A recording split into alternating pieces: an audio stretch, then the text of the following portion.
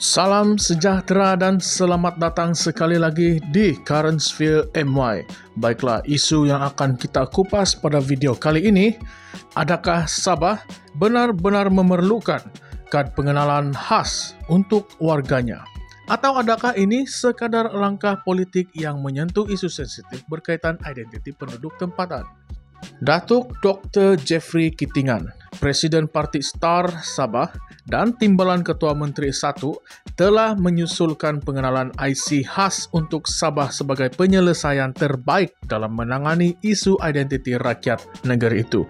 Bagi beliau, usaha ini adalah langkah penting untuk mengesahkan identiti sebenar rakyat Sabah di tengah-tengah cabaran besar berkaitan dengan migrasi, dokumentasi yang tidak sah, dan implikasi sosial yang berkaitan.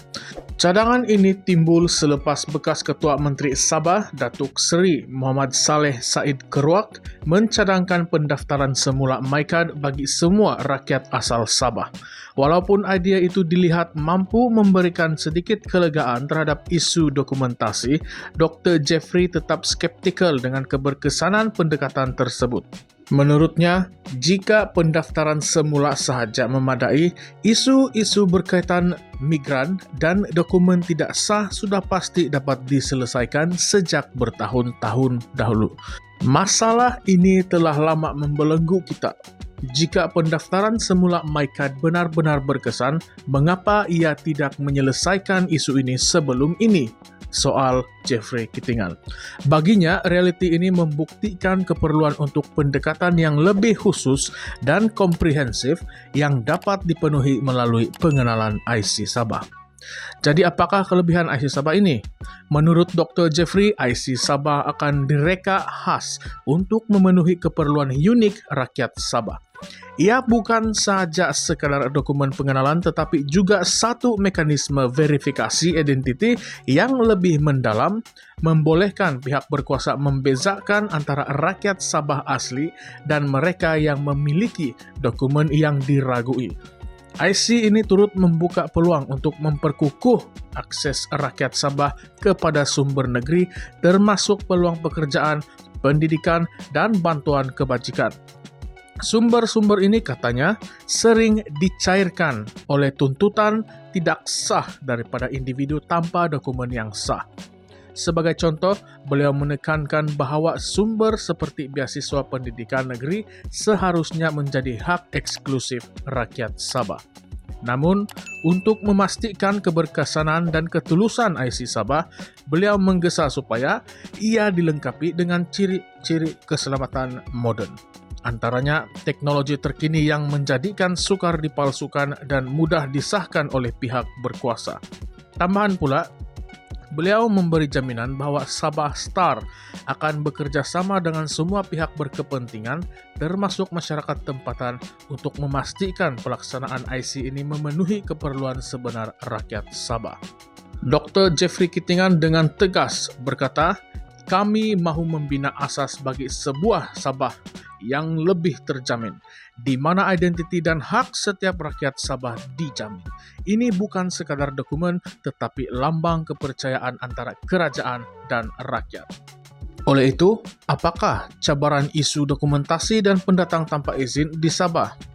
Sabah seperti Malaysia secara keseluruhannya berdepan masalah serius berkaitan pendatang tanpa izin atau PTI.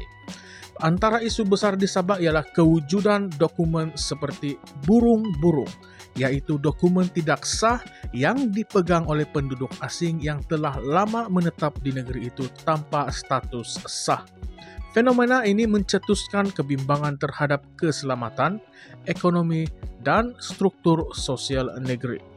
Menurut laporan, Sabah mempunyai sejumlah besar penduduk tanpa dokumen atau dengan dokumen yang palsu. Malah, kesan kebanjiran pendatang ini turut dirasai dalam akses kepada perkhidmatan asas seperti pendidikan, penjagaan kesihatan, dan peluang pekerjaan. Keadaan ini menyebabkan rakyat Sabah merasakan hak mereka telah dirampas, terutamanya apabila pendatang tanpa izin menggunakan sumber yang sepatutnya diberikan kepada rakyat tempatan. Isu ini bukan saja menjadi satu cabaran yang besar untuk Sabah, tetapi juga untuk Malaysia secara keseluruhan. Pada peringkat nasional, pendatang tanpa izin terus menjadi isu yang mencetuskan perdebatan. Di semenanjung Malaysia, kawasan seperti Selangor, Johor, dan Kuala Lumpur sering berdepan peningkatan kehadiran pendatang tanpa izin, khususnya dari Indonesia, Bangladesh, dan Filipina. Kerajaan Malaysia telah melaksanakan pelbagai program pengampunan dan pemutihan, tetapi hasilnya tidak selalu efektif. Bagi Sabah, kesan kebanjiran pendatang ini lebih teruk karena lokasi geografinya yang berhampiran dengan Filipina dan Indonesia. Dr. Jeffrey menegaskan bahwa Sabah IC bukan sahaja akan membezakan rakyat tempatan daripada pendatang, tetapi juga membantu pihak berkuasa mengenal pasti mereka yang tinggal secara haram. Beliau percaya bahwa ini adalah langkah penting untuk mengurangkan tekanan kepada sistem pentadbiran negeri. Tetapi, mengapakah cadangan ini kontroversial? Meskipun cadangan ini nampak ideal, ia tidak lari daripada kritikan. Ada pihak yang melihat IC Sabah seperti usaha untuk meminggirkan komuniti pendatang yang telah lama menetap di negeri itu. Terdapat juga kebimbangan bahwa pengenalan IC Sabah akan menimbulkan ketegangan antara kerajaan negeri dan kerajaan persekutuan kerana dokumen seperti MyKad ini diiktiraf di seluruh Malaysia. Namun Dr. Jeffrey menegaskan bahwa IC Sabah bukanlah usaha untuk mencabar autoriti kerajaan persekutuan. Sebaliknya, ia adalah langkah tambahan untuk memastikan pengurusan identiti di Sabah lebih teratur dan selaras dengan keperluan khas negeri itu. Katanya dengan jelas, kita tidak mahu bergantung sepenuhnya kepada MyKad. Ini soal hak Sabah untuk menentukan masa depannya. Bagi rakyat Sabah, cadangan ini untuk memberi harapan baru untuk hidup dalam persekitaran yang lebih teratur dan adil. Namun, seperti banyak dasar lain, pelaksanaannya memerlukan komitmen politik yang kuat serta sokongan semua pihak berkepentingan. Sama ada IC Sabah mampu menjadi penyelesaian atau hanya cadangan yang tidak akan direalisasikan, hanya masa yang akan menentukannya.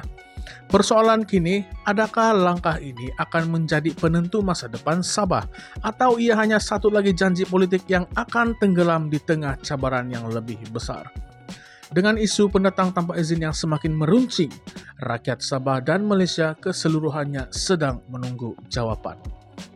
Baiklah, apakah pandangan Anda di luar sana sebagai pendengar, sebagai rakyat Sabah sendiri?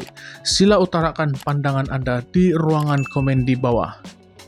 Isu ini atau tuntutan Sabah IC ini sebenarnya telah lama pun dikemukakan, tetapi kenapa tiada tindakan yang lebih lanjut? Dan kenapa masa PRN sudah semakin hampir, baru kita dengar semula akan tuntutan-tuntutan seperti ini? Mari kita bincangkan lebih lanjut.